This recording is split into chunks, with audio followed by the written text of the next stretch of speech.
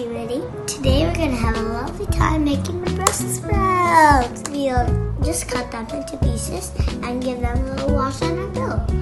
This is my favorite part because in our salad mixer that we put our Brussels sprouts in, there's the top part that you get to spin.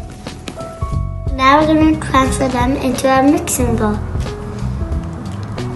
Like this. I'm gonna put a teaspoon of salt. Put a half teaspoon of yummy paprika powder. There's just a fly bothering me again. A quarter teaspoon of garlic powder. Some olive oil. Now we're gonna mix with a spoon a yummy mix. Like this.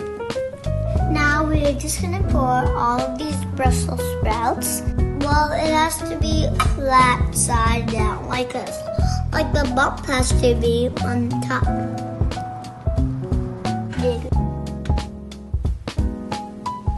Do you guys know that Brussels sprouts are really healthy?